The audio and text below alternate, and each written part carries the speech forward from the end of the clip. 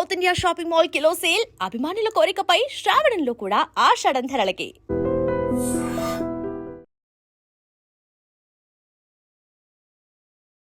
Hi guys, welcome to iDream. నేను మీ Chanakya. And అమెరికాలో ఉన్న ట్రంప్ మామ ఎందుకు ఇలా అంటున్నా అంటే చెప్తాను. ఎందుకంటే ఇప్పుడైతే మనకు ఏకు మేకై కూర్చున్నాడు. ఇక్కడి నుంచి వెళ్ళే ఏదైనా కానీ ప్రోడక్ట్స్ మరి ఆ దేశంలో అమ్ముకోవాలంటే 25% అనేది కూడా మరి డ్యూటీ అనేది కూడా వేస్తున్నాడు. మరి ఎక్స్చేంజ్ డ్యూటీ వల్ల మరి ఇక్కడి నుంచి వెళ్ళే ప్రోడక్ట్స్ కానీ చాలా వరకు లాసెస్ అనేది కూడా వచ్చేస్తూ ఉన్నాయి. అండ్ మన ఇండియన్ స్టాక్ మార్కెట్ మీద కూడా ఇంపాక్ట్ అనేది కూడా పడింది. లాస్ట్ వీక్ వరకు కూడా చూసుకుంటే 25,000+ మరి ట్రేడ్ అవుతున్న మార్కెట్ ఇప్పుడైతే 24,500 దగ్గరికి అంటే పడిపోయిన డ్రాప్ అనేది కూడా చూస్తున్నాం. మరి దీని ద్వారా మ్యూచువల్ ఫండ్స్ వాళ్ళు మాత్రం కొంచెం షేకీ అవుతున్నట్టు కూడా అనిపిస్తుంది. మరి వాళ్ళు భయపడాల్సిన అవసరం ఏమన్నా ఉంటుందా, లాంగ్ టర్మ్లో ఎలా ఉంటుంది, ఇలాంటి బోల్డ్ అనే విషయాలు అనేది కూడా మనకు సజెషన్స్ ఇవ్వడానికి మనతో పాటు కూడా ఉన్నాను మన పర్సనల్ ఫైనాన్షియల్ ఎక్స్పర్ట్ మరి విజయ్ కర్ణ గారు. మరి సార్తో మాట్లాడదాం. హాయ్ విజయ్ గారు. హలో అండి. ట్రంప్ మామ ఇంపాక్ట్ మాత్రం చాలా ఎక్కువ ఉన్నట్టుంది మన ఇండియా మీద. ఎందుకంటే స్టాక్ మార్కెట్ ఆ డ్రాప్ అనేది కూడా చూస్తూ ఉన్నాము. 25,200 దగ్గర అవుతుంది అనుకున్నది ఇంకా ఎక్కువ పెరుగుతుందేమో అనుకున్నాం, కానీ ఒక్కసారిగా 24,500కి పడిపోయింది. ఏంటిది? సో నిఫ్టీలో ఇంపాక్ట్ అనేది క్లియర్గా కనిపిస్తుంది. మనకి రీసెంట్గా వచ్చిన గ్లోబల్ న్యూస్ ప్రకారము, ఎక్స్పోర్ట్ రిలేటెడ్ న్యూస్ ప్రకారం అయితే డెఫినెట్గా క్లియర్గా ఉంది. కానీ మనం కొన్ని కీ పాయింట్స్, కీ పారామీటర్స్ ఒకసారి అనలైజ్ చేద్దాము. మనకి ఇండియా నుంచి యూఎస్కి వెళ్ళే ఎక్స్పోర్ట్ జస్ట్ 17% మాత్రమే. సో మన ఎకానమీ కానీ మన గ్రోత్ స్టోరీలో వాళ్ళ ఇంపాక్ట్ చాలా తక్కువ. ఓకే, మరీ హెవీ ఇంపాక్ట్ ఏమి ఉండదు, పెద్ద డిఫరెన్సెస్ అయితే ఏం రావు. మన ఎకానమీలో 60% of the economy runs on internal consumption. Okay. So మనం ప్రొడ్యూస్ చేస్తున్నామో, మనం ఏదైతే తయారు చేసుకుంటున్నామో, లేకపోతే ఎక్కడి నుంచి అయితే ఇంపోర్ట్ చేసుకుంటున్నామో అనేది ఇంటర్నల్ కన్జంప్షన్ 60% ఉంది. బయటికి పోయే యూఎస్కి పోయే దాంట్లో జస్ట్ 17% ఉంది. ఆ 17% మీద 25% ట్యాక్సెస్ అనేది ఇంప్లై చేస్తున్నారు. ఇదేం కొత్త కాదు. చాలామంది ఎవరైతే మార్కెట్ని ట్రాక్ చేస్తున్నారో ఆల్రెడీ ఫిబ్రవరి, మార్చ్లో హెవీ ఇంపాక్ట్ చూసారు చాలామంది. అప్పుడు ఆల్మోస్ట్ నిఫ్టీ అయితే 21,800 is the lowest of the year. 21,800 లెవెల్స్కి వెళ్ళిపోయింది. కానీ అక్కడ నుంచి ఎంత ఫాస్ట్గా బౌన్స్ బ్యాక్ అయిందో కూడా అందరు క్లియర్గా చూస్తున్నారు. సో ఇదైతే మనకేం కొత్త కాదు. అండ్ వార్ సిచ్యువేషన్లో, ఇండియా పార్క్ వార్ సిచ్యువేషన్లో కూడా నిఫ్టీ అంత పెద్ద చేంజెస్ అయితే చూపించలేదు. సో ఈ ఎక్స్పోర్ట్ టారిఫ్స్ వల్ల పెద్దగా అయితే మ్యూచువల్ ఫండ్ ఇన్వెస్టర్స్కి అయితే డెఫినెట్గా ఎటువంటి ఇంపాక్ట్ అయితే ఉండదు షార్ట్ టర్మ్లో. లాంగ్ టర్మ్లో ఇంపాక్ట్ ఉండదు. షార్ట్ టర్మ్లో చిన్నగా హికప్స్ అయితే డెఫినెట్గా ఉంటాయి. కానీ ఎవరు జాగ్రత్త పడాలి అంటే డెఫినెట్గా ఎవరైతే సెక్టార్ ఓరియంటెడ్ ఇన్వెస్ట్మెంట్స్ చేస్తున్నారో వాళ్ళు డెఫినెట్గా జాగ్రత్త పడాల్సిందే. ఓకే. ఎవరెవరు అని అంటే IT related, pharma, auto components, ఆటోకి రిలేటెడ్, టెక్స్టైల్స్. రైట్. ఈ sectors heavily exporting to the US అనమాట. వాళ్ళ స్టాక్స్, వాళ్ళ మ్యూచువల్ ఫండ్ హోల్డింగ్స్, లేకపోతే ఎవరైతే థీమాటిక్ మ్యూచువల్ ఫండ్ హోల్డింగ్స్ ఉన్నాయో వాళ్ళు డెఫినెట్గా జాగ్రత్త పడాల్సిందే. This is the best time to rebalance it. నేను చాలామందికి నాకు ఎవరు అడిగినా సరే థీమాటిక్ ఫండ్స్ వెళ్ళకండి, వద్దు అని చెప్తాను నేను డెఫినెట్గా. ఎందుకు చెప్తానంటే ఇవే అనమాట. ఒక చిన్న హెడ్లైన్స్ చాలు మన పోర్ట్ఫోలియోలో ఇంపాక్ట్ చూపించడానికి. సో ఆల్రెడీ ఫిబ్రవరి, మార్చ్లో క్లియర్గా చూశారు. ఎవరైతే దాని తర్వాత మార్కెట్స్లోకి ఎంటర్ అయిన వాళ్ళు ఉంటారో వాళ్ళకి this will be the first impact అనమాట. ఓకే. సో ఎందుకు ఇంత సెక్టార్ ఓరియంటెడ్ వద్దు అని చెప్పేది అంటే లాంగ్ టర్మ్లో అన్ని సెక్టార్స్ పెరుగుతాయి డెఫినెట్గా. సైక్లికల్గా చూసుకుంటే ఒక ఇయర్ తక్కువ, ఒక ఇయర్ ఎక్కువ, ఇండియన్ గ్రోత్ స్టోరీతో పాటు అన్ని సెక్టార్స్ పెరుగుతాయి. కానీ ఈ పర్టికులర్ సెక్టార్స్తో మార్కెట్స్ మ్యానిపులేట్ చేస్తారు గ్లోబల్ లీడర్స్ వాళ్ళు. సో ఆ ట్రాప్లో మనం పడొద్దు అనమాట. దానివల్ల మీరు ఐటీకి అయినంత దూరంగా ఉండాల్సి వస్తుంది for the period of next 6 months to 1 year. Okay.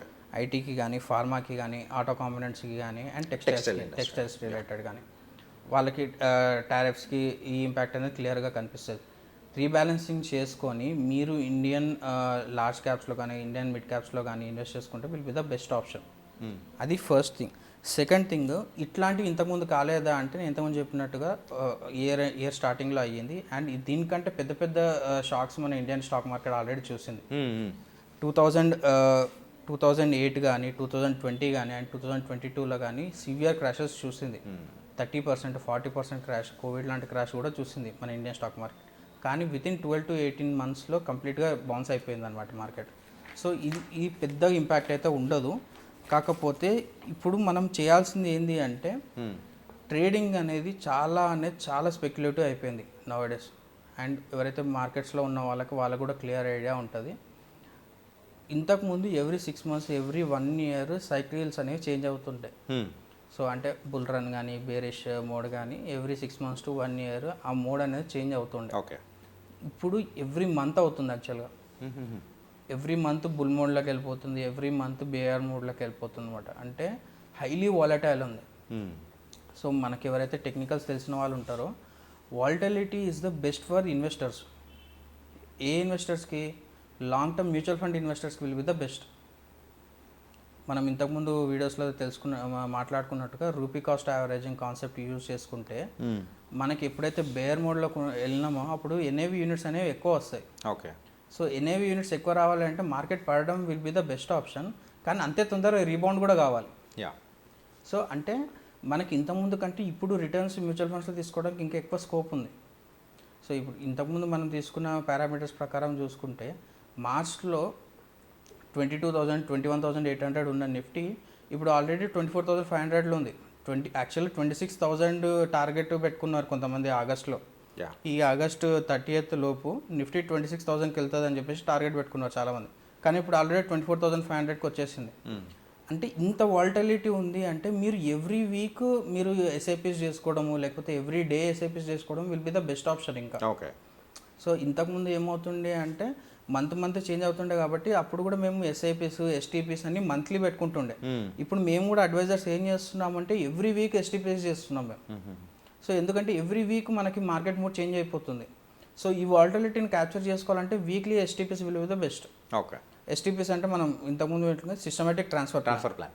So ఎప్పుడైతే మనం లంసమ్ ఇన్వెస్ట్ చేస్తున్నామో ఎస్టీపీస్ యూజ్ చేసుకుంటే మ్యాక్సిమం గ్రోత్ని క్యాచ్ చేసుకోవడానికి STP will be the best option. Okay.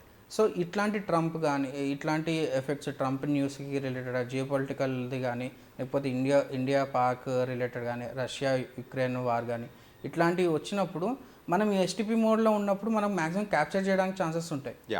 So ఈరోజు మనం షూట్ చేస్తుంది ఫ్రైడే రోజు కదా, August 2nd కదా. సో August 4th అంటే మండేకి వచ్చేసరికి మళ్ళీ మార్కెట్ రీబౌండ్ అయినా అయ్యే ఛాన్సెస్ ఉంటాయి. ఈ రోజు ఎవరైతే ఎస్టీపీ చేసుకున్నారో వితిన్ 3 daysలో మళ్ళీ వాళ్ళకి పాజిటివ్ అయ్యే ఛాన్సెస్ ఉంటాయి అన్నమాట. సో అందుకే మనం మార్కెట్ని ఎప్పుడు టైం చేయొద్దు, మన స్ట్రాటజీ మనతోనే ఉండాలి. టైమింగ్ అనేది ఎప్పుడు మార్కెట్లో టైం చేయదు. కానీ చాలామంది ఏం చేస్తారంటే ఇట్లాంటి ఇంకా పడుతుంది, ట్రంప్ ఎఫెక్ట్ వల్ల ఇంకా పడుతుంది అంటే నిన్న ఒక క్లయింట్ అంటున్నాడు అనమాట, ఈ ట్రంప్ ఎఫెక్ట్ వల్ల మార్కెట్ ఒక 1-2% పడ్డది కదా, ఇంకా లోయెస్ట్ లెవెల్కి వచ్చినప్పుడు నేను లంసమ్ ఇన్వెస్ట్మెంట్ ఒకేసారి చేస్తాను అంటే అది ప్రాసెస్ కాదు, అది స్ట్రాటజీ కాదు. ఎందుకంటే మార్కెట్ పడదు, మీరు అనుకున్న లెవెల్కి వచ్చి పడదు. ఎవరైనా ట్రేడింగ్ చేస్తున్న వాళ్ళకి కూడా మీరు ఎప్పుడైనా సరే మీరు పెట్టుకున్న టార్గెట్ ప్రైస్కి స్టాప్ లాస్కి మధ్యలోనే ట్రేడ్ అవుతుంటుంది. కానీ ఆ మధ్యలో ట్రేడ్ అవుతున్నప్పుడే మీరు దాన్ని క్యాప్చర్ చేసుకోగలగాలి. క్యాప్చర్ చేసుకోవాలంటే మీ స్ట్రాటజీ కూడా అంతే స్ట్రాంగ్గా ఉండాలన్నమాట. సో ఈ పారామీటర్స్ అన్నీ మనం కన్సిడర్ చేసుకొని మన అసెట్ అలొకేషన్ కంప్లీట్గా డైవర్సిఫై ఉండాలి. కంప్లీట్గా ఈక్విటీలోనే ఉంటాను, కంప్లీట్గా డెట్ ఫండ్స్లోనే ఉంటాను, ఓన్లీ ఫిక్స్డ్ డిపాజిట్ చేసుకుంటాను అంటే ఇట్లాంటి ఇంపాక్ట్స్ వచ్చినప్పుడు డెఫినెట్గా హెవీ ఇంపాక్ట్ మీ పోర్ట్ఫోలియో క్లియర్గా కనిపిస్తుంది అనమాట. ఎవరైతే ఇప్పుడు నేను ఇంతకుముందు చెప్పిన సెక్టార్ ఓరియంటెడ్ ఫండ్స్లలో ఓన్లీ వాటిలోనే ఇన్వెస్ట్ చేసుకుంటే ఇప్పుడు ఒక 5% 8% నెగిటివ్లోకి వెళ్ళిపోతుంది. సో అట్లా ఉండొద్దు అంటే మనకు అసెట్ అలొకేషన్ క్లియర్గా ఉండాలి. ఫస్ట్ వాళ్ళు ఏం చేసుకోవాలి, ఫస్ట్ వాళ్ళు కంప్లీట్ ఈక్విటీ ఎక్స్పోజర్ని తగ్గించుకోవాలి. ఇప్పుడు వాళ్ళ రిక్వైర్మెంట్స్ ఇమీడియట్గా ఉన్నప్పుడు, ఒకవేళ ఈక్విటీ ఎక్స్పోజర్ ఎక్కువ ఉంది అంటే వాళ్ళ రిక్వైర్మెంట్స్ more than 5 years ఉండాలి. more than 5 years ఉంది అంటే this will be the best option అనమాట. సో ఇట్లాగా మనం పోర్ట్ఫోలియో రీబ్యాలెన్సింగ్ చేసుకోవడము, ఈ సెక్టార్ ఓరియంటెడ్ ఎక్స్పోజర్ని తగ్గించుకొని మనం రెగ్యులర్గా ఏదైతే స్ట్రాటజీస్ యూజ్ చేస్తున్నామో ఆ స్ట్రాటజీస్ ఫాలో అవ్వడం will be the best option అనమాట. Nice sir. అంటే మీరు కంప్లీట్గా ఈ టాపిక్ గురించి చెప్పిన తర్వాత ఏమనిపించిందంటే ఎన్నో తుఫాన్లు చూసిన మన ఇండియన్ మార్కెట్ ఈ గాలివాన పెద్ద లెక్క. యా కరెక్ట్, అదే అనిపిస్తుంది. అంతే అండి. Nice sir. Yeah thank you so much sir. Thank you అండి.